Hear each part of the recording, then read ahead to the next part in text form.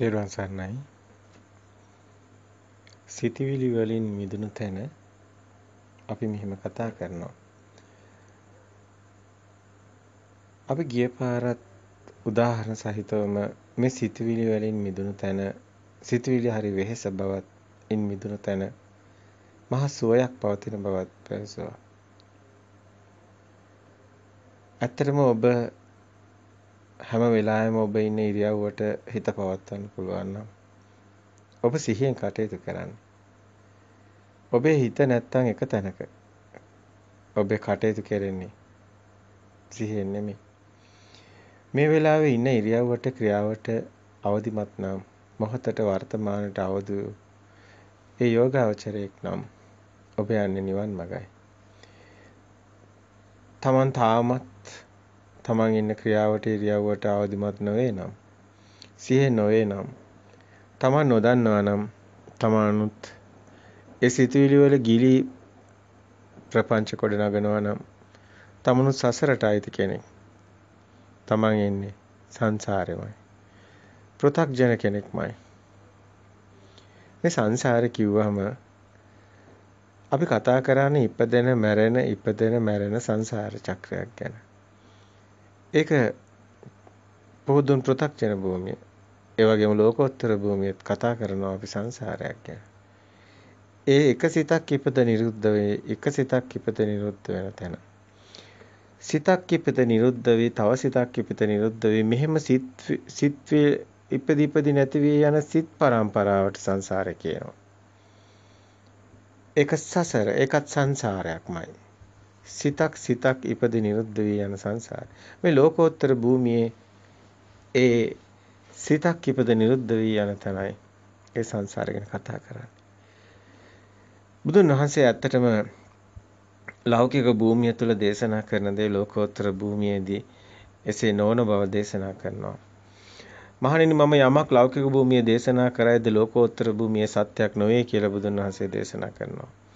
මහණෙනි, මම යමක් ලෝකෝත්තර භූමියට දේශනා කරද්ද පෘථග්ජන භූමියට ඒ සත්‍යයක් නොවන බව දේශනා කරනවා.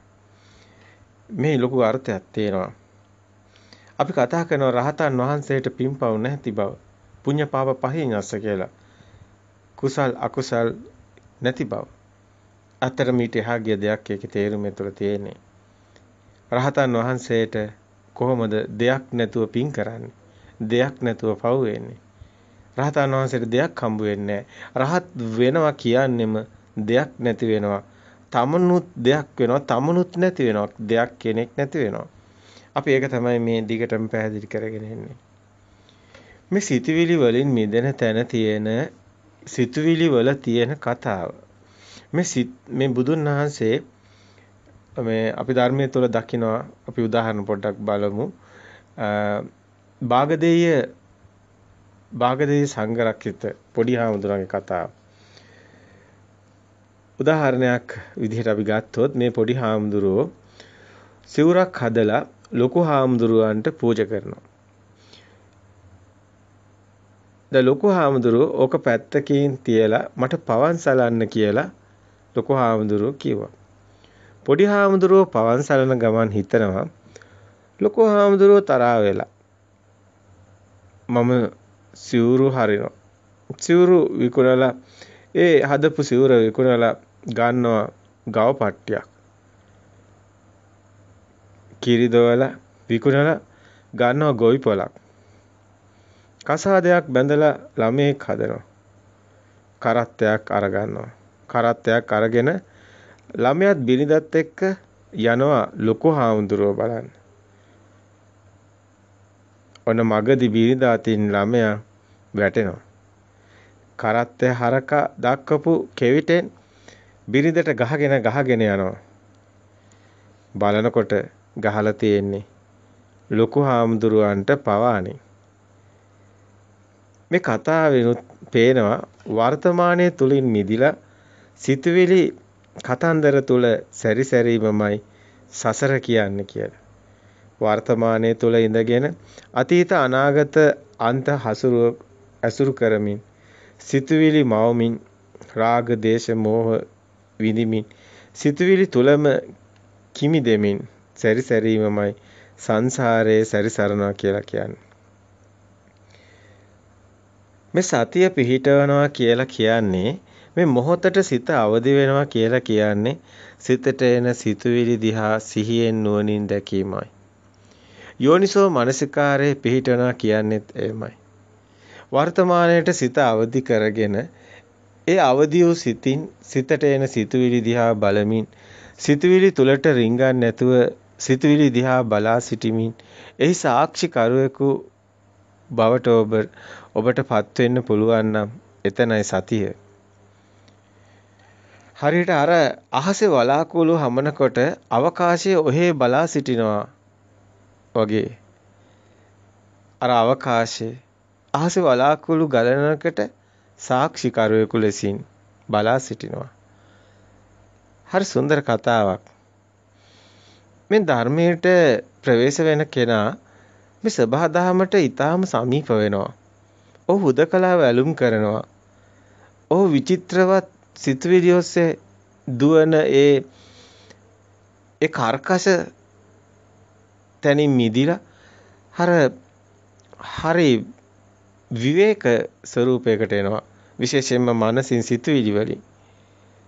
සිතට මහා විඩාවක් අපි දන්නවා ගිහි ජීවිතය තුළ විවිධාකාර කටයුතු කරනකොට විවිධාකාර සිතුවිලි ඔස්සේ හඹා යාම සිද්ධ වෙනවා. ඒක මහා වෙහෙසක්. හැබැයි මේ ධර්ම මාර්ගයට ප්‍රවේශ වුණු කෙනාට මොන කටයුත්ත කරත් ඒව ගොඩාක් සිතුවිලි හදන්න නැතුව බොහොම කෙටි සිතුවිලි ප්‍රමාණයකට ඒ කියන්නේ ඒ අවශ්‍ය දේ පමණක් සිතලා කටයුතු කරන ස්වභාවයකට එනවා. එන්නේ නැත්තරම සිතුවිලි ඝනත්වය අඩු වෙනවා. ඔබට යමක් කියන්න ඕනි. ඔබ ගිහියෙක්ද? එසේනම් පණිවිඩයක් දෙන්න තියෙනවා. ගිහියෙක් වුණත් පැවිද්දෙක් වුණත් සෝවාන් ඵලයමයි. ගිහියෙක් වුණත් පැවිද්දෙක් වුණත් ඒ සෝවාන් සකදාගාමි අනාගාමි ඵල ඒ අයුරින්මයි. වෙනසක් නැහැ. ගිහියෙක් සෝවාන් වුණත් පැවිද්දෙක් සෝවාන් වුණත් දෙකම එකයි. සෝවාන් ඵලයේ වෙනසක් නැහැ. සෝවාන් කියන්නේ ඇත්තම පුජ්‍යල භාවයේ මිදෙනවනේ. පුජ්‍යලයකුත් නැහනේ. එතන කෙනෙක් හම්බ වෙන්නේ නැහැ. ඒ ස්වභාවය එකමයි. ගිහි පැවිදි කියලා නැහැ. ඔබ දන්නවා විසාකව සෝවාන් අවුරුදු 7. ඔබ දන්නවා බොහෝ අය ගිහියන් ඉන්නවා සෝවාන්. උග්‍ර සිටුතුමා අනාගාමි. ඒ වගේම ජටිකාර බ්‍රහ්මයා අනාගාමි. ඒ වගේ අපිට මේ ශාසනය තුල අහන්න ලැබෙනවා ගිහියන් සෝවාන් වෙලා ඉන්නවා කටයුතු කරනවා. ඇත්තටම ඔබට ඒත් යමක් කියන්න ඕනි. ඔබ ගිහියෙක් නම් ඔබ උපරිමයෙන් කටයුතු කරන්න ගිහි ජීවිතය තුළ ධර්ම මාර්ගයේ උපරිමයෙන් සිත පිහිටව ගන්න. ධර්ම මාර්ගයේ ආධ්‍යාත්මික සිත පිහිටව ගැනීම ක්‍රියාවට ලොකු බාධාවක් සිද්ධ වෙන්නේ නැහැ. ක්‍රියාව හොඳින් සිද්ධ වෙනවා. වෙන්දර වැඩිය සාර්ථක වෙනවා. ඒකයි ඇත්ත. ඒ වගේම ඔබට යමක් කියන්න ඕනි. ගිහියෙකු ගිහි ස්වභාවය තුළ කිසිදාක රහත් භාවයට පත් වෙන්නේ නැහැ.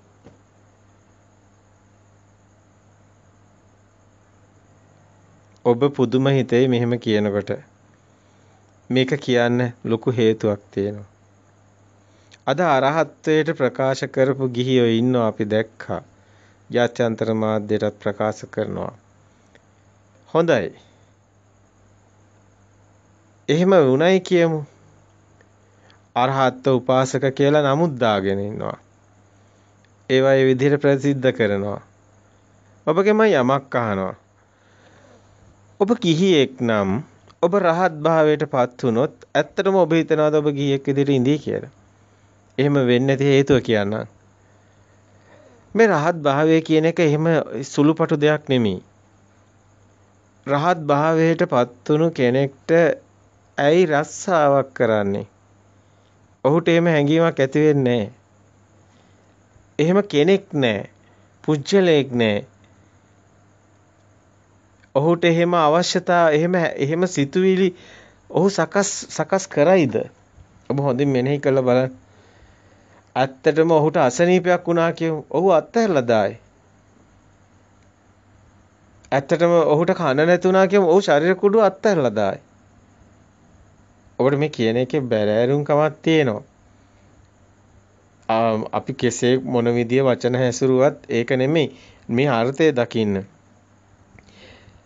ගිහියෙක් රහත් භාවයට පත් වුනොත් ආයුෂ ඊටාම කෙටි. ගිහි ජීවිතය තුළ රැඳෙන්න බෑ. විනාශයක් වෙනවා.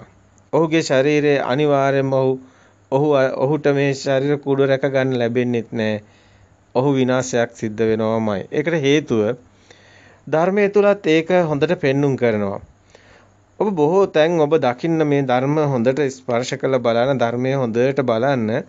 ඒ තියෙන ධර්ම කාරණා හොඳට බලන්න. එතකොට ඔබ බලන්න බාහ්‍ය දාරුචීරයට ඇයි මේ ගොනෙක් අනින්නේ?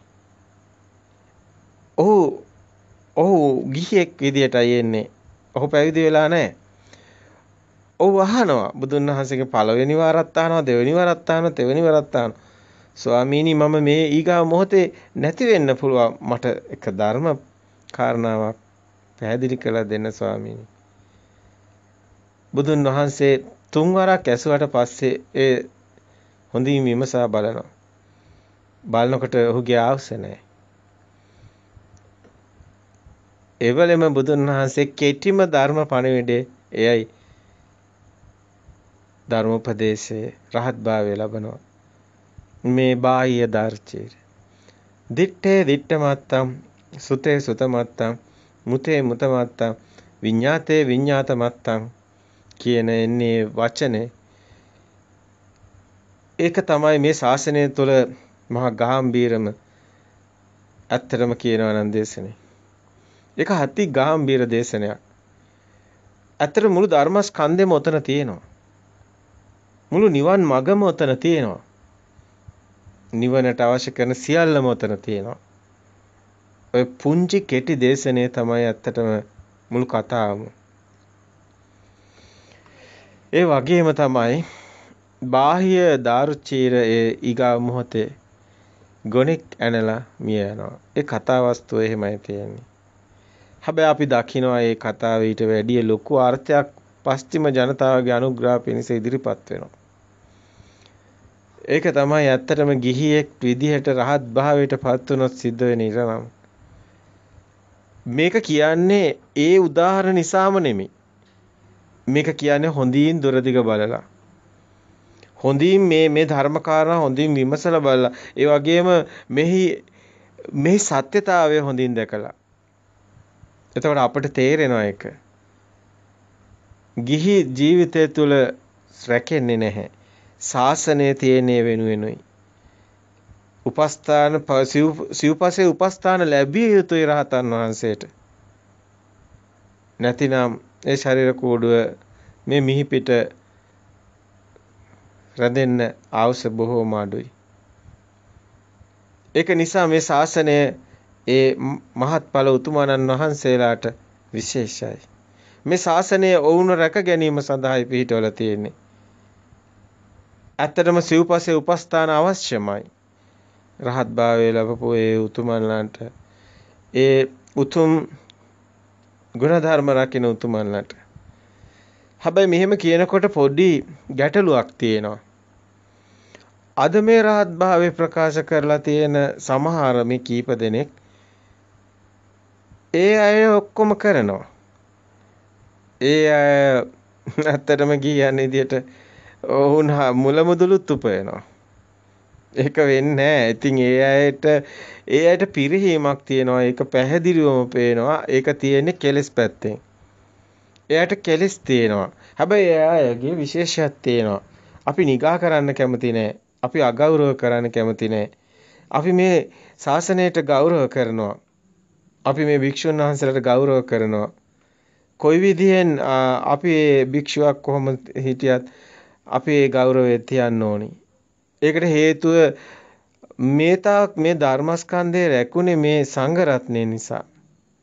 එහෙමනම් ඒ ගෞරවය සංඝ රත්නයට හිමි යුතුයි. මොකද අපි මේ ධර්මපදේ නැත්තම් කොහොමද අහගන්නේ? සංඝ රත්නයේ දිවි හිමියෙන් විවිධාකාර ගැටලු අභියෝග මැද්දේ වැටි වැටි නැගිටමින් සියල්ල මේ ආපු ශාසනයත් අපිට තියෙනවා. ඒක තුලයි මේ ධර්මය ඇවිල්ලා තියෙන්නේ. ඒක ඔබ දන්නවා ශාසන ඉතිහාසය දිහා බැලුවා. ඉතින් අපිට නිරායාසයෙන්ම ඒ ගෞරවය ඇති වෙනවා. අනේ මේ මහා උතුම් ධර්මයේ අපිට ලැබුණේ මේ ශාසනය නිසා නේද? බුදුන් වහන්සේ දේශනා කරපු ඒ පණිවිඩය අරගෙන ආවේ මේ සංඝ රත්නයේ නේද? අපිට ඒක දැනෙනවා. අපි ඒ ගෞරවය මොන විදිහේ අපි ඇත්තටම අපි මේ බෞද්ධ ධර්මයේ තුල ඉන්න කෙනෙක් කවදාවත් මං හිතන්නේ කිසිම වෙලාවක මේ සංඝ රත්නයට දෝෂයක් නැගයි කියලා. කොයි විදිහේ අකටයුතුකම් සිද්ධ වුණත් නිහඬ වෙනවා. ඒ තමයි මහා උතුම් ගාම්භීර ඒ බුද්ධ වචනේ වගේම තමයි මේ දේවල් සබහාදාමේ තියෙන්නේ. මේ උගන්වන්න අවශ්‍ය නැහැ කෙනෙකුට. ඒක නිරායාසයෙන්ම සංවරත්වේන සීලානම් කියන තැනින් ගලනවා. ඒ උතුම් හැඟීම ගලනවා. අතරම අන්‍යාගමිකයින් දොස් කියන්න පුළුවන්. විවිධාකාර දේවල් හදලා කියන්න පුළුවන්. ඕන දෙයක් කියන්න පුළුවන්.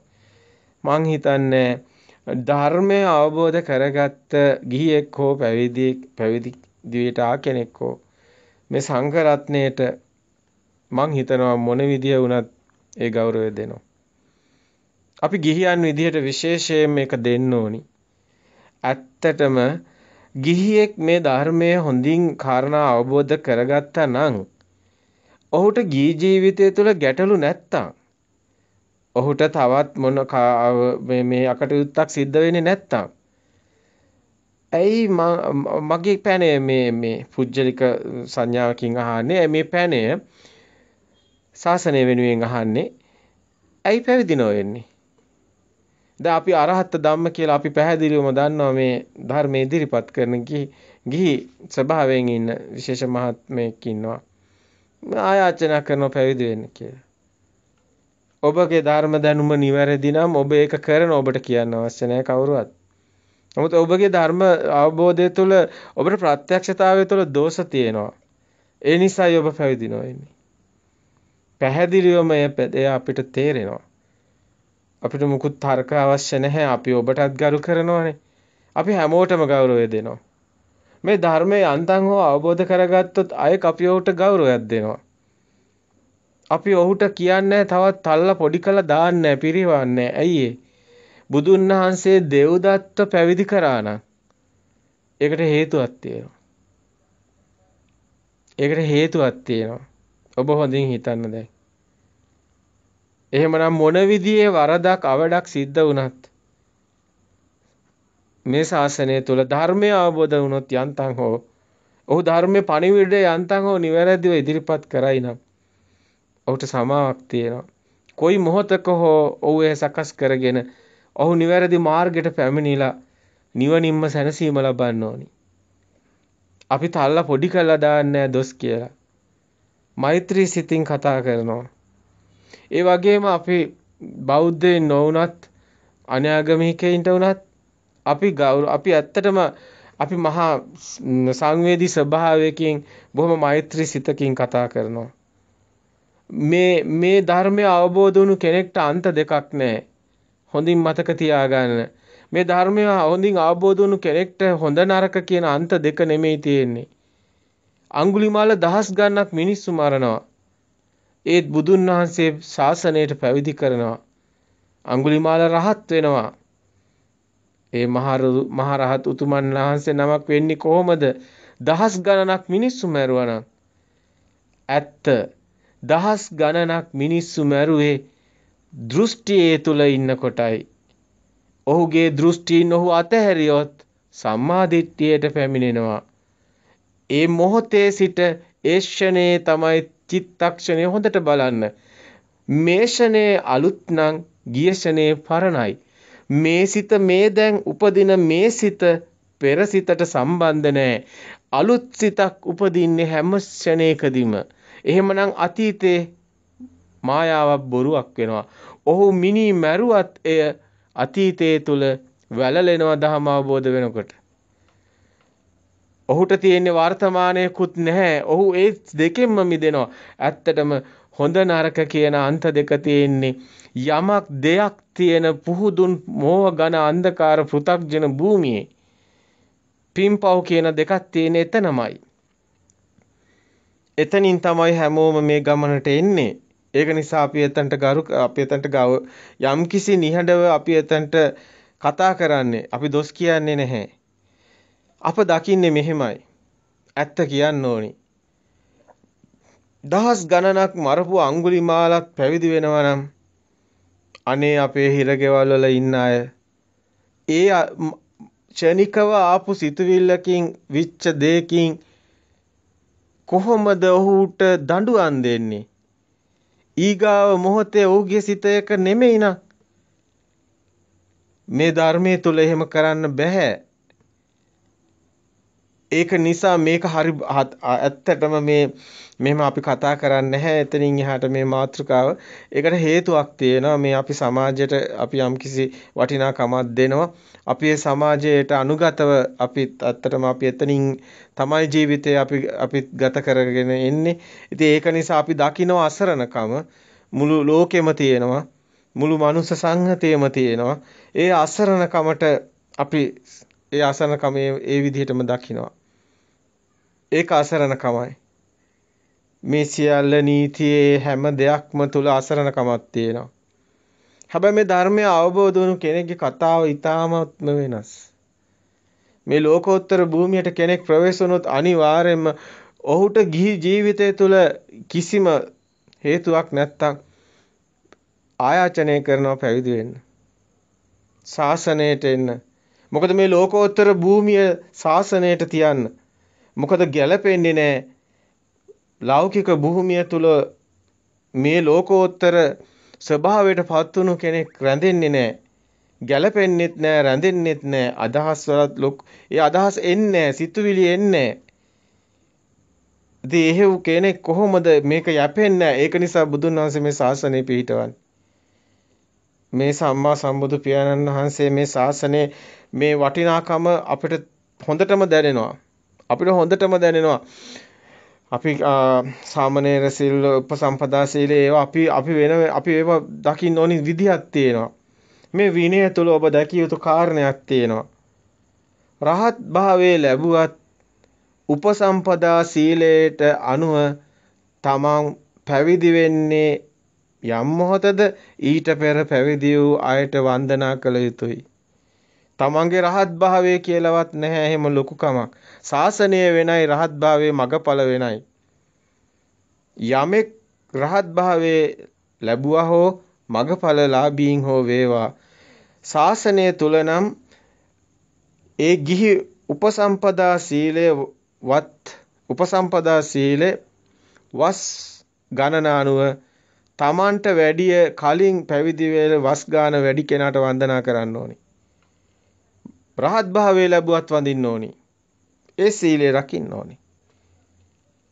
ඒක නිසා අද මේ ගිහි සමාජය තුළ මේ අවබෝධය තියෙන්න ඕනි.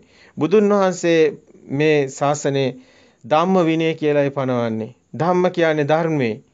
ඒක පටිච්ච සමුප්පාද ධර්මයේ, චතුරාර්ය සත්‍ය ධර්මයේ. ඒ තුලින් මගඵල ලාභීන් ගිහි වෙනවා. ඔවුන් සියල්ල අවබෝධ කරගෙන සසර දුකෙන් මිදෙනවා. නමුත් ධම්ම විනය කියලා කොටස් දෙක හොඳට දකින්න. විනය කිව්වහම බුදුන් වහන්සේ දේශනා කරන්නේ රාග විනය, දේශ විනය, මෝහ විනය. මෙන්න මේ දෙකට තමයි මේ බුද්ධ ශාසනය. එතනින් අපි ශාසනය ගැන කතා කරන්නේ. හැබැයි අපි ගාව යම් මේ ධර්මයේ හොඳින් ප්‍රත්‍යක්ෂතාවය ලැබුවට පස්සේ සියලු කෙලෙස් ප්‍රහීන වුණු කෙනෙක්ගේ ස්වභාවයේ ඔය දැන් ඉන්න ඔය කෙනෙක් දෙනෙක් තුන් දෙනෙක් රහත් භාවය ප්‍රකාශ කරන අයගේ විකෘති මානසික ස්වභාව ඉදිරිපත් කරගෙන තියෙන නිසා සමහර වෙලාවට අපිට තේරෙනවා ඔවුන් හදා ගන්න ස්වභාවිකුත්. ඔවුන්ම කියනවා ප්‍රකාශ කරනවා. සමහර තැන්වලදී අපිට ඇහිලා තියෙනවා මේ ශාසනයේ වටිනාකම්. ඒ අතරම ඔවුන්ගෙම තියෙනවා හැසිරීම් වල දෝෂ. ඒවේ කෙලෙස් තියෙනවා. අධික කෙලෙස්යන් තියෙනවා සමහර වෙලාවට. සාමාන්‍ය මිනිස්සෙකුටත් එහා ගිය කෙලෙස් පෙන්නනවා රහත් භාවය ප්‍රකාශ කරත්. ඒ කියන්නේ අවසාන මොහොතේ නිවන අටිසාර අපි කතා කරනවානේ. අපි කතා කරනවා විරාගාන්ති නිරෝධාන්ති, අපි කතා කරනවා නිබ්බිදාන්ති විරාගාන්ති විරාගාන්ති නිරෝධාන්ති නිරෝධාන්ති පටිනිස්සග්ගානුපස්සී කියලා. මේ ශුන්‍යතාවයේ ඇතුලේ මේක තියෙන්නේ. සිතුවිලි වලින් මිදුණු තැන මේ සිත මොහතට අවදි වෙන තැන ඒ තියෙන ශුන්‍යතාවයේ තුලයි ඔය නිබ්බිදාන්ති විරාගාන්ති මේ අනිච්චානුපස්සනාව, මේ විරාගානුපස්සනාව මේ තුල හැබැයි මේ පුජ්‍යලේ කෙනෙක් කරන දෙයක් නෙමෙයි. අපි අර කලින් දේශනාවේදී ඉදිරිපත් කළා ඥානය කොහොමද සකස් වෙන්නේ කියන එක. එතකොට ඥානය සකස් වෙන්නේ සිතුවිලි වල නෙමෙයි. සිතුවිලි වලට එහැන් සිතුවිලි දිහා බලන් ඉන්න ස්වභාවයකින් ඥානෙ සකස් වෙන්නේ. එතකොට මේ ඥාන කියන්නේ ඇවිල්ලා මේ අභිඥා. මේ ඊටාම දියුණු තැනක්. මේ තමන්ගෙම සිතුවිලි වලින් මිදිලා තමන්ගෙම සිතේ ස්වභාවය තුළ මේ තමන්ට කේන්ති යන ඒ ස්වභාව සේරම සිතුවිලි වල තියෙන්නේ. කේන්ති යන ස්වභාවය, ඉවසන ස්වභාවය, දරා සිටින ස්වභාවය, ඒ වගේම මේක අනුකම්පා කරනවා මේ සේරම සිතුවිලි, චෛසික, චිත්තචෛසික. නමුත් මේ අභිඥා එහෙම නැත්නම් ඥාන කියන තැන අර උද්‍යප්ප ඥාන, බය ඥාන, බයටපත් ඥාන, ආදීනවනුපස්සන ඥාන, මුඤ්ඤුත කම්මතා ඥාන කියන ඥාන ඒ දැනෙන ස්වභාව ඒකට මේ අර අපි කියවනේ තමන්ගේ පිටට ඇවිල්ලා එළියට ඇවිල්ලා තමන් දිහා බලන් ඉන්න ස්වභාව එකක්. අන්නේ ඥාන. ඒ ඥානවල ස්වභාවය විඥාන නෙමෙයි, හිතන්න බෑ. හිතනවා නෙමෙයි, පේනවා විතරයි. හරියට නිකන් මේ අපි ඇතුලේ ඉන්නේ දැන් සිතුවිල්ල කරන්න හිතනවා. නමුත් ඥානය කරන්නේ මේ හිතන එක දිහා බලාගෙන ඉන්නවා. ඒක අති ගැඹුරුයි. තමන්ගේම ඇතුළාන්තේ මේම ඥානයක් සකස් වෙනවා. තමන්ටම මේ ප්‍රත්‍යක්ෂ වෙන්න ඕනි. තමන්ට දැනෙන්න ඕනේ ඥානය තමන්ට දැනෙනවා. ඥාන අවදි වෙනකොට ඒක මේ තමන්ට ප්‍රත්‍යක්ෂයි, සාන්දිටිකයි. ඒක දැනෙනවා. තමන්ටම දැනෙනවා. මේ තමන් දිහා තමන් බලන් ඉන්නවා, බාහිර කෙනෙක් බලන් ඉන්නවා වගේ. බලනකොට මේ මෙතන තමන්ට සිද්ධ වෙන දේවල්, තමන් කතා කරන හැටි, ප්‍රශ්න විසඳන හැටි හැම එකම බාහිරනුත් තමන් ඒ මොහොතේම තමන් දිහා බලන් ඉන්න ස්වභාවයකින් දැනෙනවා. එතකොට ඒවේ අඩුපාඩු දැනෙනවා, වැරදි දැනෙනවා, ඒවා නොවෙන්නත් කටයුතු වෙනවා. මේ ඥානය කියන එක අතිසියුම් කාරණයක්. අපි මේ කතා කරපු තැනක් දෝෂ තියෙනවා. ඒ අඩුපාඩු වැරදි කියනවා ඒවා නෙමෙයි. ගොඩක් වෙලාවට මේ ඥානය තුල තියෙන්නේ තමන්ගේම ධර්ම මාර්ගය තුල ඒ සේරම සකස් වීම ඥානයට අසු වෙනවා. ඥානයට අසු වෙනවා. එතනයි සත්‍ය වචනේ එන්න ඕනේ. මේ වචන හරි පරිස්සමෙන් මේ මොකද මෙතනින් එහා කතා කරන සියල්ලම මේ වචන වලින් කියන්න බෑ. මේ ඥාන අභිඥා මේව වචන වලට ගන්නෙ කොහොමද? මොකද වචන තියෙන්නේ පල්ලෙහා මට්ටමක මේ විඥාන මට්ටමේ. ඥාන තියෙන ඊට ගොඩක් ඉහළින් ඇවිල්ලා. ඒතකොට ඥාන ස්වභාවයේ සිතුවිලි ස්වභාවයෙම නෙමෙයි. පුජ්‍යලයක් නැහැ. කෙනෙක් නැහැ. කරන කෙනෙක් නැහැ, කරන දෙයක් නැහැ, පුජ්‍යලයක් නැහැ. මේක උදේ බලා සිටිනවා වගේ දෙයක්. මේ ප්‍රශ්න වල රින් ගන්න නැහැ. එදිනෙදා කටයුතු ඒ හැම දෙයකදී මේවා තමන්ගේ වෙන්නේ කෙනෙක් නැහැ. හැබැයි දැනෙනවා. ඥානයක් තියෙනවා. අන්නේ ඥාන අවදි වෙන්න ඕනේ. ඒ ඥාන තුල තමයි තමන්ගේ ගමන පේන්නේ. ඒක තමයි නිබ්බිදාවේදී තියෙන්නේ. අන්න ඔබට දෙනවා දැන් විමෝචන චිත්තං කියන තැන ඒ කියන්නේ සිතින් මේ නාම රූප දෙකෙන් මිදෙන තැන තමන්ට සිතුවිලි වලින් මිදෙන තැන ශුන්‍යතාවය තුලයි තියෙන්නේ. ශුන්‍යතාවය තුල ඉබේම යන ගමනක් යනවා. ශුන්‍යතාවය තුල ඉබේම යන ගමනක් යනවා. ඒක කරන කෙනෙක් නැහැ. තමන්ට සිද්ධ වෙනවා. ඒක තමන් කරනව නෙමෙයි. තමන්ට මේ ධර්ම මාර්ගය තුල ඊට පස්සේ බුදුන් වහන්සේ දේශනා කරනවා අර පීනන්නෙත් නැහැ, එකතැන නිකන් නිස්සලව ඉන්නෙත් නැහැ. මෙන්න මේ තැන තමයි මේ ශුන්‍යතාවය තියෙන්නේ. ශුන්‍යතාවය තුල බුදුන් වහන්සේ කියනවානේ මේ ඕග තරණය කියන සූත්‍රය තුල ඕගේ තරණය කරන්න මහණෙනි මෙතන පීනන්නෙත් නැහැ. එතන තව අර ඒක ප්‍රකාශ කරනවා තව ඒ සූත්‍රයේම අරගෙන ඔබට දේශනා කරන්න ඕනේ එතන පීනන්නෙත් නැහැ. ඒ වගේම මෙතන නිශ්චල වෙන්නෙත් නැහැ. නිශ්චල වුණොත් මේ ගඟේ ගිලෙනවා. පීනුවත් මේකේ දඟලුවොත් මේකේ ගිලෙනවා. දඟලන්නෙත් නැහැ, නිශ්චල වෙන්නෙත් නැහැ. ඒ කියන්නේ මේ ශුන්‍යතාවය තුල මෙහෙම දෙයක් සිද්ධ වෙනවා. තමන් සත්‍ය ඥානයේ දර්ශන සමාපත්තියයි තමන් ආපු පරතෝഘോഷයයි තමන් ආපු ඒ ප්‍රතිපදාවක් තියෙනවා. සිත දකිමින් මිදිමින් ඒ දියුණුව කරා ගිය ප්‍රතිපදාව තියෙනවා. අන්නේ ඒ මුලින් කරපු දේම තමයි මෙතනින් දැන් බලපාන්නේ. අනිතක තමන්ගෙම තියෙනවා ಗುಣ. තමන්ගේ අවංකකම තමන්ගෙම තියෙනවා ඒ මාන්‍ය ස්වභාවය තමයි දැන් මේ කැඩෙන්නේ අවසානයේදී. මාන්‍ය තුලද මගේ කියන හැඟීම, මගේ කියන රූප හැඟීම, මට මෙහෙම රූපයක් තියෙනවා කියන එකත් නැති වෙනවා. එතකොට මට මෙහෙම දේවල් තියෙනවා මම කියන කිසිම සංඥාවක් සකස් වෙන්නේ නැති තැනක්. එතනට එනනම් මහා පාරිශුද්ධත්වයක් තියෙන්න ඕනේ. සුද්ධාත්මය කියන ඒව ඔක්කොම මේක ඇතුලේ තියෙනවා. මේක එනවා මේක ඇත්තටම අර දිව්‍ය ස්වභාවය ඇවිල්ලා දිව්‍ය තලයට පහුවෙලා බ්‍රහ්ම තලයටත් එනවනේ. එතනටත් පහුවෙලා තමයි මෙතනට එන්නේ. ඒ කියන්නේ අපි ඒ තල පෙන්නවා ගිය වරදේශනේ. බ්‍රහ්ම තලයේ කොහොමද තියෙන්නේ දිව්‍ය තලයේ කොහොමද තියෙන්නේ කියලා. ඔබ ඒ ශුන්‍යතාවයේ 4 5 දේශන හොඳින් අහන්න. අතරම ශුන්‍යතාවයේ 1 2 3 දේශන සියල්ලම වැදගත්. සියල්ලම මේ ධර්ම මාර්ගය ප්‍රායෝගිකව පුහුණු වෙන කෙනෙක්ට ඉතා වැදගත්. ඉතින් මෙන්න මේ කියන තැන දැන් අපි මේ කතා කරන දිව්‍ය තලයේ බ්‍රහ්ම තලයේ දැන් ඔබ ගියේ ඒ දේශන ඇහුවොත් ඔබට දැනේ දිව්‍ය තලයේ කොහොමද බ්‍රහ්ම තලයේ. දැන් සිතුවිලි නැතිව දැන් මේ එන තලයේ බ්‍රහ්ම මේ තලයේ තුල මේ සුද්ධාත්මය කියන තැන. ඒ කියන්නේ කෙලස් නැහැ. පුජ්‍යලයක් දැන් නැහැ. මොකද මේ සිත ඇති වෙනවා, මේ සිත නැති වෙනවා, ඊගාව සිත ඇති වෙනවා, ඊගාව සිත නැති වෙනවා. එතකොට මේ සිත පෙර මතකයෙන් ආවේ. පෙර මතකයෙන් ආව ඊගාව සිතත් පෙර මතකයෙන් එන්නේ. එතකොට මෙහෙම සිතක් ගගා එන හැම ශබ්දයක්, රූපයක් හැම එකක්ම පෙර මතකයෙන් එන්නේ. එතකොට ඒක මේ මොහොතේම නිරුද්ධ වෙනවා. අවුත්තා සම්භූතං උත්ථානං භවිෂ පෙරණති මටගත ඉතුරු නැතුම නිරුද්ධ වෙනවා. දැන් එතකොට මෙතන පුජ්‍යලයක් නැහැ. හැමතිස්සෙම වර්තමානයේ හම්බ වෙන්නෙත් නැහැ. අර අතීතන්නාත්තගම්මිය නප්පටික්කං කියානාගතං පච්චුප්පන්නන්ත පත්තුප්පඤ්ඤන්ත යේ ධම්මා තතරතර විපස්සති. හැබැයි මෙතන ප්‍රත්‍ය උප්පත්ති තියෙන තැන මෙතනත් හම්බ වෙන්නේ නැහැ. ඒ කියන්නේ මේ වර්තමානයක් හම්බ වෙන්නෙත් නැහැ. වර්තමානයක් හරි තියෙන්නේ නැහැ. දැන් අතීතේ නම් මේ සිත අටගත්තේ අනාගතේ නම් ඊගව සිත අට ගන්න එකත් අතීතේට එනවනේ. දැන් ඊගව සිතනේ අපි අනාගත සිත කියන්නේ ඒකත් අතීත සිතක් වෙනවනේ. ඒක දැනගන්නකොට පෙර මතකයෙන් ඒක දැනගන්න. දැන් එතකොට මේ සිතත් නැහැ ඊගව සිතත් නැහැ. එතකොට වර්තමාන සිතකුත් නැහැ. ඇයි වර්තමාන සිතක් ඕකේ නැහැ. ඒ ෂණේ අතීත සිතක්මයි තියෙන්නේ. එතකොට අර විඥානේ අනිදස්සන ස්වභාවයට එනවා. ඒ කියන්නේ මේකේ අපිට මේ වර්තමානේ හම්බ වෙන්නේ නැහැ. අපි හැමතිස්සෙම පුරාණ බිදම් බික්කවේ කම්මම් වදායි පුරාණෙත් එක්ක ඉන්නේ. අපිට වර්තමානයක් නැහැ. අපිට ඇත්තටම අපි ඉන්නේ මායාවක රැවටිලා ඉන්නේ. අපි කවදාවත් වර්තමානයක්වත් අපිට හම්බ වෙන්නේ නැහැ. අපි හැමතිස්සෙම අතීතයේ තමයි එන්ජොයි කර ඉන්නේ. අපි හැමතිස්සෙම මේ අතීතයත් එක්ක යන අනාගතයක් එකේ ඔය සීනමවම යනවා.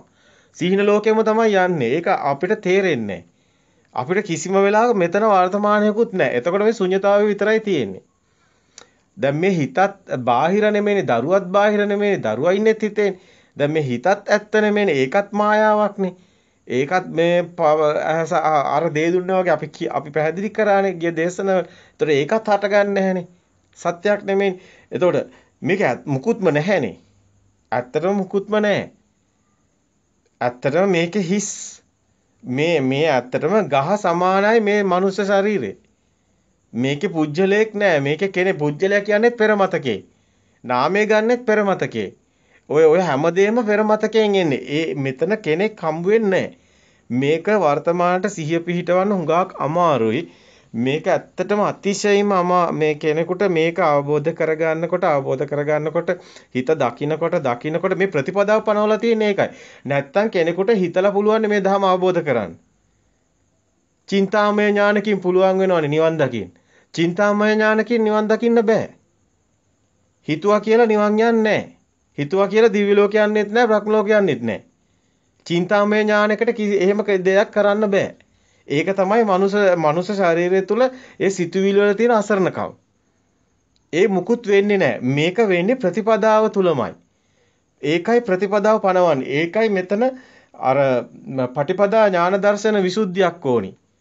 මේ වචන හරි ගැඹුරුයි. නමුත් මේක අපි ගත්තොත් දුක්ඛ සමුදය නිරෝධ මාර්ගයක් ඕනි. ඔකට මොකටද මාර්ගයක් නැත්තම්? මාර්ගයක් ඕනි වෙනවා. මාර්ගයක් ඕනි ප්‍රතිපදාව. මොකද මේ ඔබ බලන්න හොඳටම පුරුද්දට ඔය පුරුදු වුණොත් නේ අපි අර ගිය පාර දේශනෙත් කිව්වා අරක්කු බොන්නේ ඒ කෙනා ඊට පස්සේ මුලින් ඕක බලනවා. පස්සේ ඒක පුරුද්ද ගියොත් එයා පුරුද්දට නවත්ත ගන්න බෑ. අන්නේ ඒකම තමයි දැන් කුඩු ගහන එකත් ඒකමයි පුරුද්දට ගියොත් නවත්තන්න බෑ. අපි කිව්වා මේ කුඩු අරක්කු ඔක්කොම කරන්නේ මත් වෙන එක. මත් වුණාම වෙන්නේ සිතුවිලි වලින් අයින්ට වෙනවා. සිතුවිලි වලින් අයින්ට වුණාම ඇත්තටම අර සුවය එනවා. අර ඒකම තමයි මේ ධර්මාවබෝධයෙන්ස් තියෙන්නේ. ධර්මාවබෝධයෙන් තියෙන සිතුවිලි වලින් අයින්ට වුණාම අර ඒ දිව්‍ය ස්වභාවය එනවා. දිව්‍ය ස්වභාවයටපත් වෙනවා. ඒ දිව්‍ය ස්වභාවය තුල තියෙන්නේ මනුස්ස ස්වභාවය නෙමෙයි. මනුස්ස ස්වභාවයේ තියෙන සිතුවිලි. දිව්‍ය ස්වභාවයේ සිතුවිලි අභිභවාගෙන යනවා. සිතුවිලි වලට එහා සිතුවිලි සම්පූර්ණයෙන්ම සිතුවිලි වල තියෙන්නේ සිතුවිලි වල තියෙන්නේ සේරම මේ දරුවෝ ඉන්නවා, ඉර තියෙනවා, අඳ තියෙනවා, අම්මා ඉන්නවා, තාත්තා ඉන්නවා ඔක්කොම සිතුවිලි වල තියෙන්නේ. ඒ සිතුවිලි තමයි සේරම කියන්නේ මේ අතීතයක් තියෙනවා, අනාගතයක් තියෙනවා, වර්තමානයක් ඔක්කොම සිතුවිලි වෙනවා. දැන් මේක අකාලික දහමක් වෙන්නේ ওই සිතින් මිදෙන නිසාමයි. ඒ සිතින් මිදෙන නිසාම තමයි මේ දහම ඇත්තටම මේ විඥානයනේ සිත කියන්නේ. විඥානං අර දැන් ඔබ දන්නවානේ මේ කේවට්ට සූත්‍රයේ කේවට්ට පුත්‍ර සාති මේ කියනවානේ බුදුන් වහන්සේ මේ මරණින් මත්තේ ඉපදෙන විඥානයක් ගැන කතා කරනවා කියලා. මේ අර සූත්‍ර තියෙනවානේ මේ 550 ජාතකයේ වගේ අර ඒව ටික ඇහෙනකොටනේ ඔක කියන්නේ. ඒක තනින් තන ඒ වගේ දේවල් ඇහෙනකොට මේ කේවට්ට පුත්‍ර සාති හිතනවා මේ මරණින් මත්තේ ඉපදි යන විඥානයක් ගැන. නමුත් බුදුන් වහන්සේ කියන මහණෙනි මම එහෙම දෙයක් කවද දේශනා කළේ? මරණින් මත්තේ එහෙම ඉපදි යන විඥානයක් ගැන මම දේශනා කරන්නේ නැහැ. එතකොටම තේරෙනවා. එතනම බුදුන් වහන්සේ කේවට්ට සූත්‍රය තුල තියෙනවා.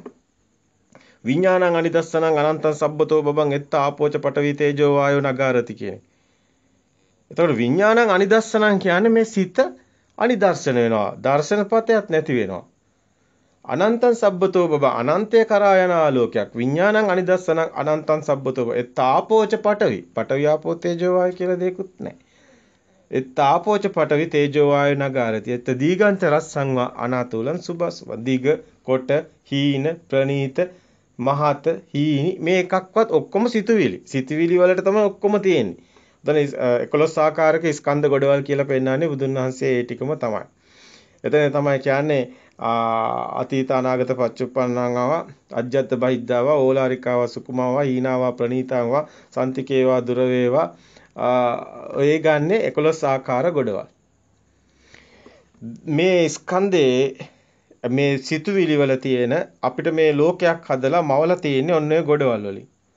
හැබැයි සිතුවිලි වලින් අයින්ට වෙනකොටම දැන් මේකේ සත්‍ය දකින්නකොට සිතුවිලි ඇත්තටම නිෂ්ප්‍රභා වෙනවා. සිතුවිලි නිෂ්ප්‍රභා වෙනකොට තමයි අර කියන්නේ විඥානං අනිදස්සනං අනන්තං සබ්බතෝ පයිතාපෝච පඨවි තේජෝ වායෝ නගාරේ දීගංචරස් සංවා අනාතුලං සුභා සුභං එත්ත නාමංච රූපංච නාම රූප දෙක මිදෙන තැන. එත්ත නාමංච රූපංච තේසං උපරුජ්ජති.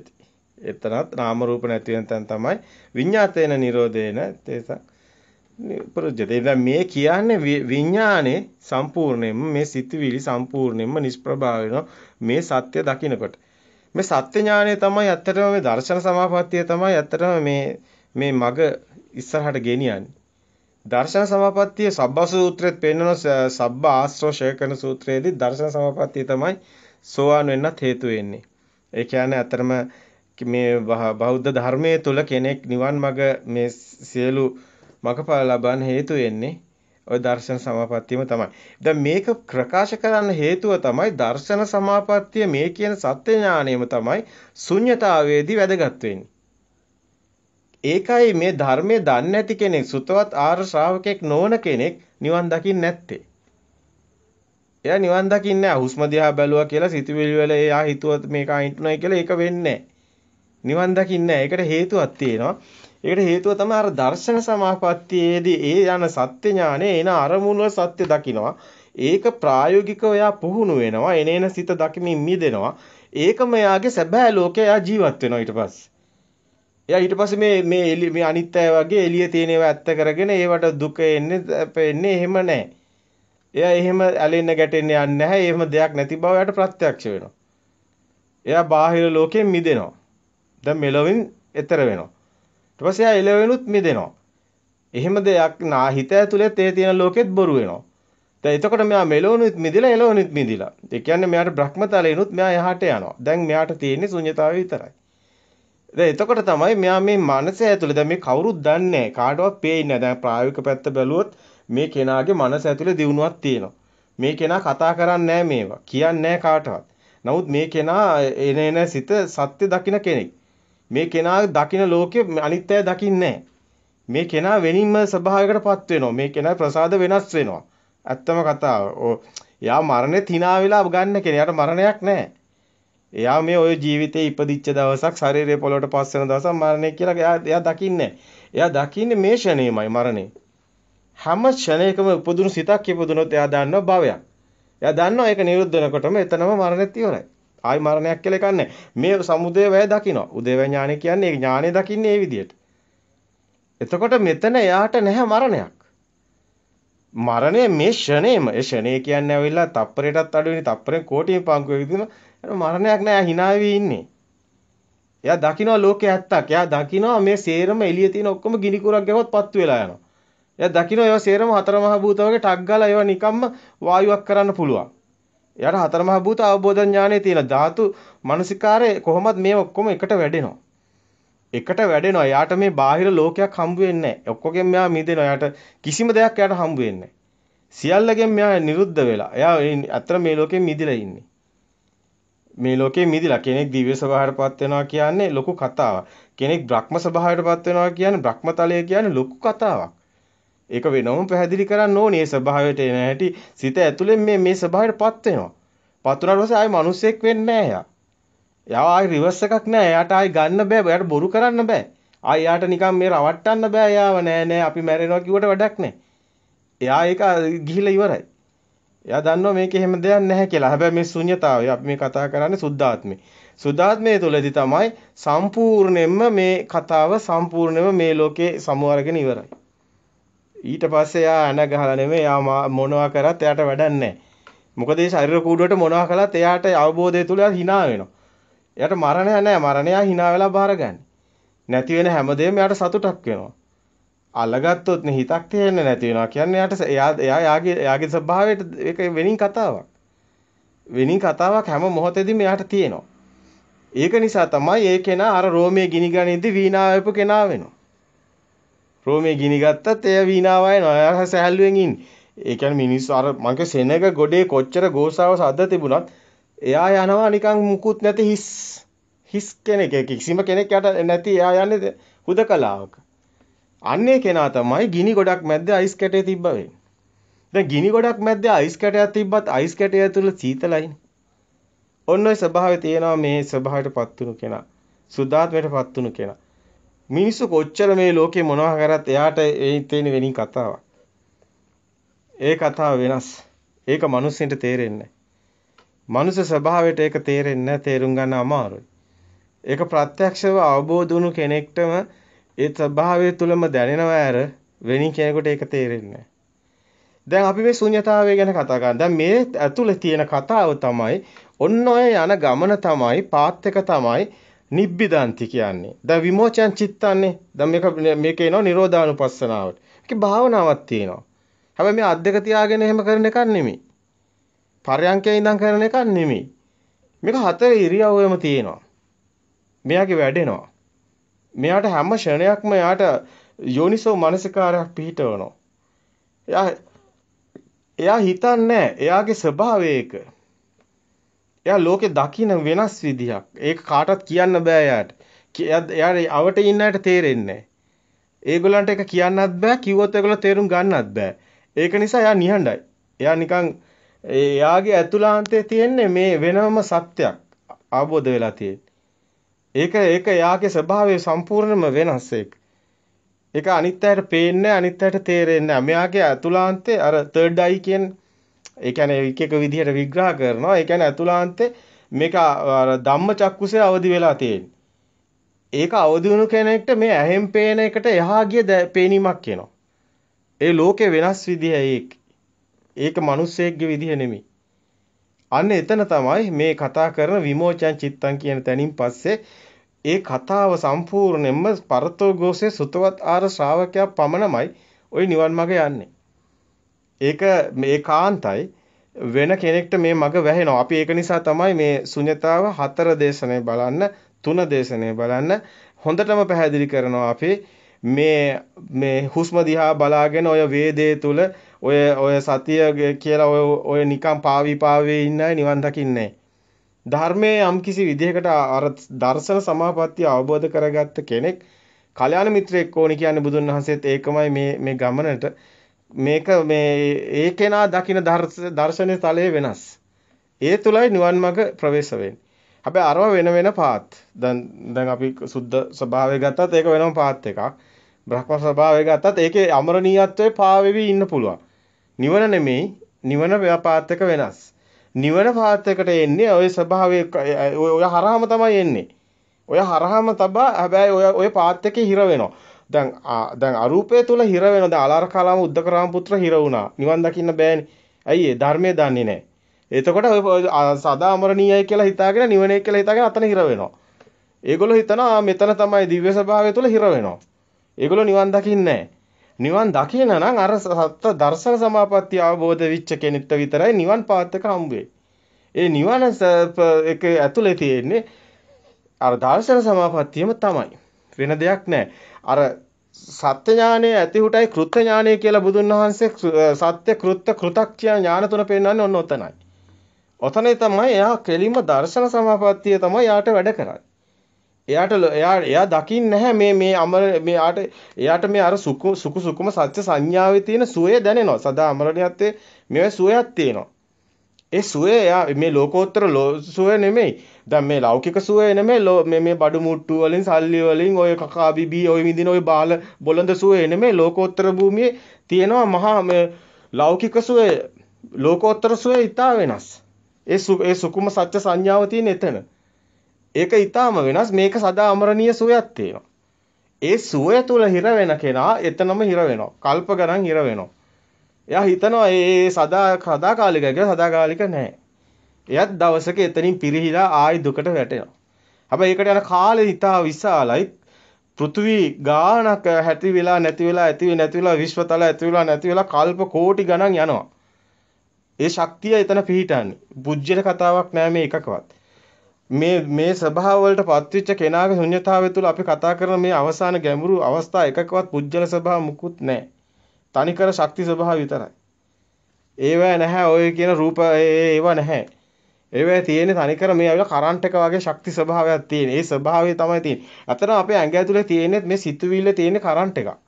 ශක්ති ස්වභාවයක් තියෙන්නේ. ඒ ශක්ති ස්වභාවය අපි මේ රූපයක් අපි මේ එකතු කරලා බලන්නේ. නමුත් ඕක වෙන් කරපු ගමන්ම අර ශක්ති ස්වභාවයට වෙනවා. ඒක තමයි අරූපය. ඒක තමයි යන්නේ අර මේ බ්‍රහ්ම තලේ. ඒ තුල තියෙන්නේ සිත මිස කය නැති බඹලෝ. සිතක් තිබුණට කයක් නැහැ. රූපයක් නැහැ. ඒක නිසා සිත මිස කය නැති බඹ බුදුන් වහන්සේ පෙන්නනවා. සුදස්ස අකනිට ඒව පෙන්නන්නේ හැබැයි මේ දර්ශන සාපත්‍ය තියෙන අයට අරගලන්ට පෙන්නනවා ආකාසඤ්ඤාදන ආකින්ඥායතන නසන්නානා සංඥා ඔය වගේ තව අතන පෙන්නන බ්‍රහ්මතල ගොඩක් පෙන්නනවා යටින් පෙන්නන 16ක් බ්‍රහ්මතල ඒවා පෙන්නනවා බ්‍රහ්ම පාරිසද්ද බ්‍රහ්ම පුරෝහිතේ මහා බ්‍රහ්ම ආපස්සරේ වෙනකම් පෙන්නනවා. හැබැයි ඔය ඔක්කොම ලෝක විනාශයේදී විනාශ වෙන ස්වභාවයකුත් තියෙනවා. මේක මොකද මේක ශක්ති ස්වභාවයක්. මේක ඇතුලේ තව විග්‍රහයන් ගොඩාක් තියෙනවා. ඒ විග්‍රහයන් සේරම එකට ගන්න බෑ. ඒක නිසා දැන් අපි මේ විදිහට නිවන් මාර්ග ගිහිල්ලා අපි ආයිමත් එමු අර බ්‍රහ්ම ස්වභාවවල තියෙන ඒවට වෙනවම පොඩ්ඩක් අපි ඒවට ඇවිල්ලා පැහැදිලි කිරීම කරමු. දැනට අපි මේ පාත් එකේ යන්න ඕනිකමක් තියෙනවා. මොකද නිවන යනකම්ම අපි මෙතනින් කතා කරන්න ඕනි, අවසන් කරගන්න ඕනි. ඒත් එක්කම අපි ප්‍රායෝගික පැත්තත් බලන්න ඕනි. එදිනෙදා අපිට කොහොමද මේ අත්දැකීම් අපි කොහොමද ඒ ස්වභාවය තුල ඒවත් දකින්න ඕනේ. හැබැයි අපි හැමතිස්සෙම මේ ඉව පෙන්නන ඕගලන්ට මේ යන පාත් එක පෙන්නනවා. දැන් අපි කිව්වා විමෝචයන් චිත්තං කියන තැනින් අනිච්චානුපස්සී කියලා භාවනාවක් තියෙන කියලා. අනිච්චානුපස්සී විහරණය තියෙනවා. නිබ්බිදාන්තේ විරාගාන්තේ විරාගානුපස්සී විහරණය තියෙනවා. හැබැයි මේ ශුන්‍යතාවයේ ඇතුලේ තියෙන ඒවා සිතුවිල්ලට අදාළ නැහැ. සිතුවිලි වලින් හිතන්න බෑ. දැන් ඔබට වෙන දේ ඔබ දන්නේ නැහැ. ඔන්න ඇත්ත කතාව. ප්‍රායෝගික පැත්ත අපි බලමු. ප්‍රායෝගික පැත්ත බැලුවොත් ඔබට වෙන දේ ඔබ දන්නේ නැහැ. ඔබ එන්නේ කෙලිම ශුන්‍යතාවයටයි. ශුන්‍යතාවය තුල ඔබ දැන් කිසි කෙනෙක් දන්නේ නැහැ. ඔබ විතරයි දන්නේ ඔබ ශුන්‍යතාවයේ ඉන්න බව. ඔබගේ සිත ඇතුළ යනවා ට්‍රැක් එකක්. එන හැම අරමුණක්ම ගිලිහෙමින් යනකොට ඒ විරාගී ස්වභාවය වැඩි වෙනවා. ඒ ඥානෙට ඒක තේරෙන්නේ. ඒ ඥානෙට තමයි ඒක හසු වෙලා තියෙන්නේ. නමුත් ඒ විරාගී ස්වභාවය වැඩි වෙනවා. ඔක දන්නේ නැතිව කියන මේක සිතක් නෙමෙයි. නමුත් ඒක මේක ගැඹුරු කතාවක් මෙතන. හැබැයි විරාගී ස්වභාවයට යනවා. එතන ඉබ්බිදන්ති විරාගන්ති තියෙනවා. ඒ විරාගානුපස්සනාව කිව්වෙත් ඒකයි. එතන භාවනාවක් නැහැ කියන්න බෑ. කරනවා නෙමෙයි. කරන කෙනෙක් නැහැ. මෙතන નિરાයාසයෙන් සිද්ධ වෙන ක්‍රියාවලියක් තියෙනවා. ඒ තුල භාවනාවේ ස්වභාවය තුල ගැලීමක් තියෙනවා. ඒක විරාගානුපස්සනාව කියලා අපි පෙන්නේ. දැන් බොහෝ අය හිතනවා මේ අනිච්චානුපස්සනාව කියලා අනිත්‍යයි අනිත්‍යයි අනිත්‍යයි කිය. මම හිතන්නේ වේදේ තුල තියෙන ඒවා තමයි ඔය කරන්නේ. දන්නේ නැහැ නිවන් මාර්ග මොකක්ද කියලා.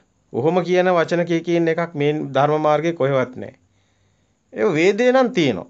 වේදේ තුල තියෙනවා Hindu ආගම්වල. හැබැයි ඔය Hindu ආගමේ අපි දන්නවා ඔය බ්‍රහ්මතලයට යන තැන්වල ඒ විදිහට එකම තැන මතුර ඒ යන ඕම්කාරයේත් ඒකම තියෙනවා. අපි දකිනවා එකම ශක්ති ස්වභාවයේ ඒකත්ත කාය ඒකත්ත සංඥා කියන ස්වභාවයට යන්න හැකියාවක් තියෙනවා. ඒක පාවීමක්. ඒකට යන්න පුළුවන්. නමුත් ධර්ම මාර්ගයක යන නිවන් මගක යන මේ ධර්මයේ තුල කටයුතු කරන කෙනෙක්ට විශේෂයෙන් කියන්න ඕනි එහෙම දෙයක් මේ ධර්ම මාර්ගය තුල තියෙන ඊට වැඩි ගැඹුරු දෙයක්. මේකේ තුල එන අරමුණ දකින්නමයි තියෙන්නේ. දැකලා ඒකේ මිදීගෙන යන ස්වභාවය තුල ඔබ ශුන්‍යතාවයටපත් වෙනවා. ඒ තුල කිසි කතාවක් ඔබට නැහැ. ඔබට අනිත් අයට කියන්න කාටවත් කියන්න බෑ මේවා. සාන්දිටිකයි Tamanටම කිසි කෙනෙක්ට කියන්න බෑ මේ කතා කියනකොටම ඒවා තව හිර වෙනවා.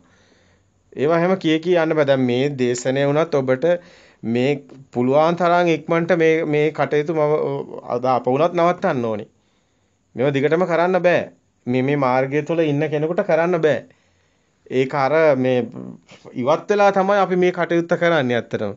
දැන් මේ කටයුත්ත නවත්තන්න අනිවාර්යයෙන්ම නැවතිය යුතුයි. මොකද මේක අපේ මේ නීවරණයක් වෙනවා. මේ කටයුතු නීවරණ වෙනවා. ඒ කියන්නේ මේ කටයුත්තෙනුත් අපිව මේක දැන් මේක නිසා තමයි ගොඩක් අය මේව ප්‍රකාශ කරන්නේ නැත්තේ. මේකටපත් වුණු අය ඉන්නවා. අපිට හමු වෙලා තියෙනවා. ඒ අවස්ථාව තුළ ඉන්නවා. ඒ අයට ඒවා කියන්න බෑ. කිව්වොත් වෙන්නේ එයාට ඒ තුල ගමන වැහෙනවා ඉර වෙනවා. ඒ ගමන ඒ කියන්නේ තව මේ ප්‍රමාද වෙනවා. මේක දන්නේ මේ මාර්ගයේ ඉන්න කෙනා දන්නවා. ඒ මාර්ගයේ ඉන්න කෙනා දන්නවා මේක කොහොමද වෙන්නේ කියන එක. මේක ඥානයක් නේ තියෙන්නේ. ඥානය අපිට පාලනය කරන්න බෑ. ඇත්තටම දැන් මේ විශාල කැපකිරීමක් තමයි මේ ඉදිරිපත් කිරීම. මේ ඉදිරිපත් කිරීම විශාල කැපකිරීමක්. ඔබට තේරෙයි ඒක ඔබට ධර්මය අවබෝධ වුණාම තේරෙයි. ඇත්තටම මේම ඉදිරිපත් කරන්න කෙනෙක් ඉදිරිපත් නොවෙන්නත් හේතුව ඒකමයි. උන් තුලත් බීතියක් තියෙනවා. ඉතින් අවසානයේට කරා යන්න ඕනි. අවසානයේට යනකොට මෙහෙම ඉදිරිපත් කරනකොට වෙන්නේ ඒ තුල ඒ අර යන ඥානවලදී තමයි දැනෙනවා. ඒකේ යම්කිසි අඩු වෙන්න හේතු වෙන්න පුළුවන්කමක් තියෙනවා. ඉතින් ඒවත් ඔක්කොම දැනගෙනයි කතා කරන්න ඕනේ. ඒවා කියන්න ඕනේ ඒ විදිහටම. අනිත් එක මේ රහත් භාවයට යන තැන තමයි කතා කරන්නේ. ඉතින් මෙතන අර ඥානවලදීම මහා සංයමයක් ඇති වෙනවා. ඔය නිබ්බිදන්ති කියන්නේ මේ සිතුවිලි වලින්මයි නිබ්බිදන්ති. ඒ කියන්නේ මේක ඇවිල්ලා මේ කලකිරීමක් නෙමෙයි අර ගිහි ජීවිතයේ තුළ තියෙනවානේ කලකිරීමක් නිබ්බිදාව කියන වචනෙට. ඒක නෙමෙයි මේ තියෙන්නේ. මේ තියෙන්නේ සිතුවිලි වලට සංඛාරනේ. දැන් සිතුවිලි සංඛාරකේ වලට අර උනන්දුවක් ඇති වෙන්නේ නැතු මේ වෙන දෙයක් නෙමෙයි අර එතනින් මිදීම කලකිරෙනවා කියන්නේ සිතුවිලි වලයි කලකිරි. සිතුවිලි ගැන කලකිරීමක්. ඒතකොට සිත ගැන කලකිරෙනකොට වෙන්නේ එත් සිතින් මිදීමක්. එතන යන්නේ මේ නිබ්බිදංච විරාගාන්ති මේ විහරණයට යනවා. ඒකයි මේක නිස්සරණ මගක් කියන්නේ. මේක සම්පූර්ණයෙන්ම නිස්සරණ මගක්. අත්හැරෙනවා හැම එකම. අන්තිම ධර්මයට අත්හැරෙනවා. ඇත්තටම මේ මාර්ගය තුල යන කෙනා පහුරත් අත්හැරනවා වගේ ධර්මයට අත්හැරන මේ ඔක්කොම අත්හැරීගෙන යනවා. දැන් මේ නිබ්බිදාන්ත කියන තැනේදීත් එම සිත අත්හැරීගෙන යනවා. දැන් මේ එන සිතත් බොරුවක් වෙනවා. ඒක ශුන්‍යතාවය තුල ඒකත් ගිලිහිගෙන යනවා. අවසානයේ විරාගාන්ති කියන්නේ මේ මොකක්වත්ම දැන් ඔය සමහර අය කියනවානේ දැන් රහත් භාවය ප්‍රකාශ කරන අය හොඳට විඳිනවා කියලා. අන්න එහෙම දෙයක්වත් නැති වෙනවා. ඒක තියෙන්නේ සදා අමරණීයත්වය තුල. අර බ්‍රහ්ම තලයේ තුල සදා අමරණීයත්වයේ තුල තියෙනවා මේ විඳීමක්. ඒක ලෞතුරු සුවය කියලා ඒකට කියන්න පුළුවන්. ඒ තරම් ඒක මේ සාමාන්‍ය මිනිසෙක් විඳින විඳීම වගේ 100,000 ගුණයක් වැඩි. ඒක සදා අමරණීය සුවයක්. ඒක තියෙනවා. ඒක හම්බ වෙනවා. ඉතින් ඒක සමහර අය හිතනවා මේ ඒක නෑ. ඒක නෙමෙයි. ඒකත් එයා විරාගයට යනවා. මේක යන්නේ නිබ්බිදාන්ති විරාගාන්ති කියලා ඔය ඔක්කොම විරාගයට ගිහිල්ලා ඕක නිස්සරණට එනවා. ඔය ලෞතුරු සුවය අත්හරිනවා. ඔය අමරණීයත්වය අත්හරිනවා නිවන් මාර්ගට යන කෙනා. නිවන් මාර්ග යන කෙනා. ඒක තමයි විරාගානුපස්සනාව කියලා ගන්න. ඒ විරාගානුපස්සනාවේ ලෞතුරු සුවේ හිර උච්ච කෙනා ලෞතුරු සුවේ ගැන කෙනෙක් රහත් වෙලා කතා කරනවා නම් ඔහු රහත් වෙලා නැහැ. ඔහු රහත් වෙලා නැහැ. රහත් තුණු කෙනෙක් ලෞතුරු සුවේ ගැන එච්චර කතා කරන්නේ නැහැ. ඒකට එයා කැමැත්තක් දක්වන්නේ නැහැ. ඒක අත්හැරපු කෙනෙක් වෙනවා රහත් භාවයටපත් වෙනකොට. අන්න ඒක නිසාම දැන් ඉන්න ඔය එක්කෙනෙක් දෙන්නෙක් ඉන්නවා රහත් භාවය ප්‍රකාශ කරාට ඒගොල්ලන්ට ප්‍රත්‍යක්ෂ වෙලා නැහැ. ඒගොල්ලෝ ලෞතුරු සුවේට කකුල්ද තියාගෙන ඉන්නවා අර පැත්තට යන්න බැරුව අරක හිර වෙලා. මේක යන්නේ මේක හිතුවා කියලා කරන්න බෑනේ. සිතට කරන්නත් බෑ හිතුවා කියලා කරන්නත් බෑ. Tamanට නොවුනොත් කරන්න දෙයක්වත් නැහැ. මේ ශරීර කූඩුව තුල නොවෙන්නත් පුළුවන්. ඒ තරම භයානක කතාවකුත් මෙතන තියෙනවා. හැබැයි මෙයාට වැටෙන්නේ ආයි යට තලයට. වොත්සග්ග පරිණාමය. ඒක නිසා තමයි සුද්ධාවාස තියෙන්නේ. මොකද සුද්ධාත්මය තමයි මේක දැන් තියෙන්නේ. ලෞතුරු සුවේ අත්තරනකොටම සුද්ධාත්මයට එනවා. ලෞතුරු සුවේ තුල ඉන්නකන් ඉන්නේ අමරණීයත්වය තුල. ඒ බ්‍රහ්මතලේ. හැබැයි ලෞතුරු සුවේ අත්තරනකොටම සුද්ධාත්මයට එනවා. එතකොට තමයි සුදස්සය අකනිටාවේ තමයි මේ ශරීර කූඩුව බිඳ වැටුනොත් මේ ශක්තිය පිහිටන්නේ. මේ ශක්තියක් නෙමෙයි අපි කතා කරන්නේ ශක්ති ශුන්‍යත්වයක් නෙමෙයි මේකෙදි සිද්ධ වෙන්නේ විශ්ව ශක්තිය ශුන්‍ය වීමේ ස්වභාවයෙන් මේ පෙන්නන්නේ. මේ නැවත උප්පත්තියක් නැති මේ කතාව තුළ මේ සම්පූර්ණයෙන්ම සසර ඉවර වෙනවා. මේක තනිකර අමුතුම කතාවක්. මේ කතාව කිසි කෙනෙක් කැමති වෙන්නේ නැහැ නිවන් දකින්න මේ සිතුවිලි වල ඉන්න අය. මේක හරියට දන්නවා නම් සිතුවිලි වල ඉන්න කයට නිවන් දකින්න බෑ. සිතුවිලි වල මිදුණාට පස්සේ තමයි යාට මේ පැත්ත පාත් එක පේන්නේ. එතකොට මේ සම්පූර්ණ අත්හැරලා ඉවරයි. හැබැයි මේකට ඒක තමයි එක පාට කෙනෙක් යන්න බෑ. කෙනෙකුට යන්නත් බෑ. වෙන්නේත් නෑ. ඒක නිසා මේ ඇත්තටම මරණය සිද්ධ වෙනවා මැරෙන්න කලින්. මරණ බිය ඒව මේවා සේරම එනවා. ওই ලෞතුරු සෝය අත්හැරන තැන. මරණ බිය ඒව මේවා සේරම එනවා. මේ මොහොතේම ඔහු මරණ බිය අත්විඳිනවා. සමහරට අවුරුදු 20ක් වෙන්න පුළුවන් 30ක් වෙන්න පුළුවන් ශරීර කූඩුවේ ආවුස. නමුත් ඔහු මැරිලා නැහැ. ඒ නිසා තමයි බුදුන් වහන්සේ මරණ දෙකක් කියනවා. එකක් සෝපටිශේෂ නිබ්බාන ධාතු. අනිත් එක අනුපාරිශේෂ නිබ්බාන ධාතු. සෝපටිශේෂ නිබ්බාන ධාතු කියන්නේ මෙන්න මෙතන මරණයක් තියෙනවා. ලෝතුරු සෝයත් අත්හරන තැන. සුද්ධාත්මයටපත් වෙන තැන. දැන් මෙතන තමයි මේ සම්පූර්ණයෙන්ම මේ නිවන් මඟ අවසානම තුරුම්පුව ට්‍රැක් එක යන්නේ. මෙතන විරාගානුපස්සනාව මෙතනදී එනවා අනිච්චානුපස්සනාව මෙතන එන පටි නිස්සග්ගානුපස්සී විහරණේ. හැබැයි මේක කිසි දවසක හිතුවා කියලා වෙන්නේ නැහැ. ආනන්ද හාමුදුරුවෝ මහා වීරයක් ගන්නවා බුදුන් වහන්සේ පිරිනොම් බවට පස්සේ පළවෙනි ධර්ම සංගායනට සහභාගී වෙන දවසට කලින් දවසේ දෙනවනේ අභියෝගයක් රහතන් වහන්සේලා විතරයි මේ සංගායන සහභාගී කරගන්නේ කියලා. ආනන්ද හාමුදුරුවෝ රහත් වෙලා තිබුණේ නැහැ. ආනන්ද හාමුදුරුවෝ එළි වෙනකන් උත්සාහ කරනවා රහත් වෙන්නේ නැහැ. ආනන්දංගරු අත්හැරලා දානවා. අත්හැරලා දාලා ගිහින් නිදි ගන්න. අන්න පස්සද්ධියේදී අත්හැරලා දාලා නිදි යනිකට පස්සේ රහත් වෙනවා. මෙන්න මේ වගේ මේක කීතලා කිසි කෙනෙකුට කරන්නත් බෑ. ඒකට එයාගෙම එනවා ඒ ශක්ති ස්වභාවය තුල සුදුසු ඒ ශක්ති විශ්ව ශක්තියත් එක්කලා ඒ වෙලාව වෙනකන් එක වෙන්නේ රහත් වෙන්නේ. ඒ වෙලාව වෙනකන් රහත් ඒ නිවන දකින්නේ. ඒක නිසා තමයි සුද්ධාවාස ටික තියෙන්නේ. බුදුන් වහන්සේ පෙන්නන. ওই ටිකටපත් වෙලා එනවා. ආයි නැවත උප්පත්ති ලබන්නේ ආයි සත්වයක්වත් මේ මී පිට මිනිස්සෙක්වත් මේ කිසිම තැනක උප්පත්තියක් ওই ශක්ති ස්වභාවයටපත් වෙන්න බෑ. ඒ ශක්ති ස්වභාවය ශුන්‍ය වෙලා ගිහලා බර අඩු වෙලා සුකුම සත්‍ය ඒක අර අපි කියනවානේ සහැල් වෙනවා ඒක පාත් වෙන්නේ බර අඩු වෙලා ශක්තිය. විඥාන ශක්තිය ආයි පෘථිවි තලයකටපත් වෙන්න බෑ. ඒක නිසා අවකාශයක තියෙන. මේ විශ්ව ශක්තියේ ස්වභාවයම තමයි මේ අපි කියන අපි ඔබ අර ගියවර දේශනේ ඉදිරිපත් කරපු අර පුංචි උදාහරණය පොඩ්ඩක් බලන්න. ඔබේ සිත ඔය හිතන සිත ඔබ හිතන ඔය කයේ තියෙන ඔය කය නෑනේ. කය නැහැ. එතකොට ඔබ දන්නවා එළියෙත් නැහැ. සිත කියන්නේ මේ මොහොතේ දැන් හටගත්ත දේ නිරුද්ධ වුණා එච්චරයි. ඒකනේ හිත. ඒක කයේ නැහැ, ශරීරේ නැහැ, එළියෙත් නැහැ. එතකොට ඔබගේ සිත කයේ නැහැ. ඒක විද්‍යාඥයෝ පව ඔප්පු කරලා තියෙනවා. ඔය කයේ හිතක් නැහැ කියලා. දැන් ඒක පැහැදිලි. ඒක විද්‍යාඥයෝ භෞතිකවත් ඔප්පු කරලා තියෙනවා ගැටලුවක් නැහැ. නමුත් මේකේ තව රහසක් තියෙනවා. මේකේ මහා ගැඹුරු න්‍යායක් තියෙනවා.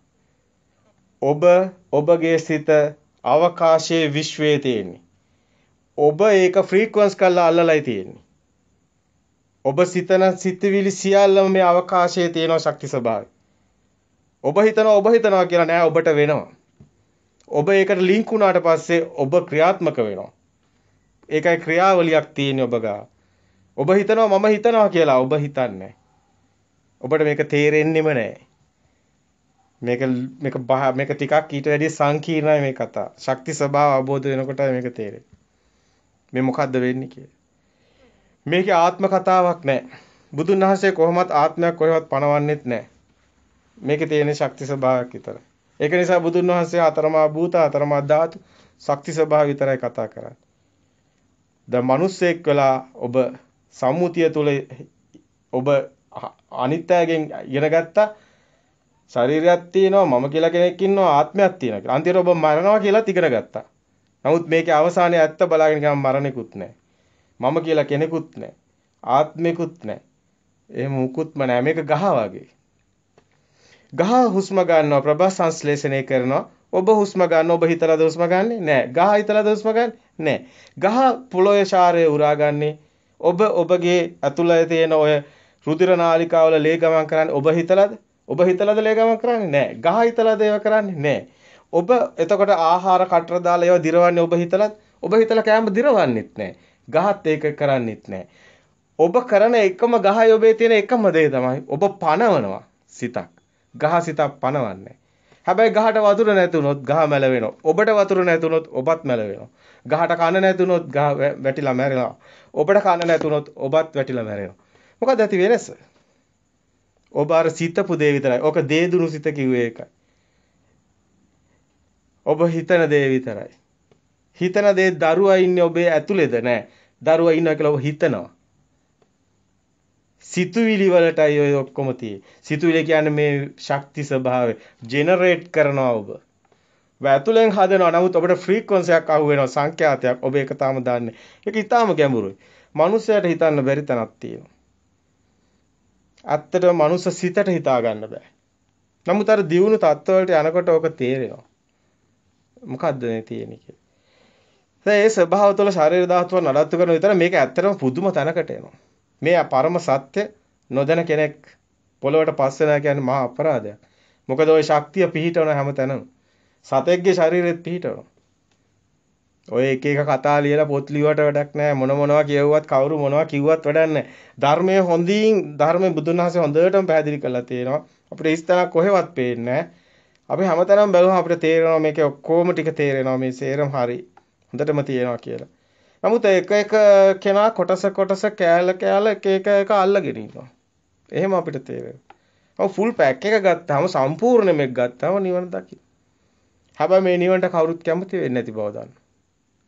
ඒක නිසා බුදුහාමුදුරුවෝ කියනවා මහ පොළොවේ පස් වගේ මිනිස්සු හිටියට මහණෙනි නියපොත්තට ගත්ත පස් වගේ බොහොම ටිකයි කියනවා නිවන් දකින්න. අනිත් අය කැමති වෙනවා මෙරි උපදින්න. අනිත් අය කැමති ලෞතුරු සෝයට. නමුත් ඔයගොල්ලෝ ලෞතුරු සෝය කියලා කිව්වට ඒකත් මැරෙනවා කවදාද? ආයි දුකට වැටෙනවා. ඔය විඥාන ශක්තිය තුළ ඔක යන කතාව අපි ආයි දවසකට තියාගමු.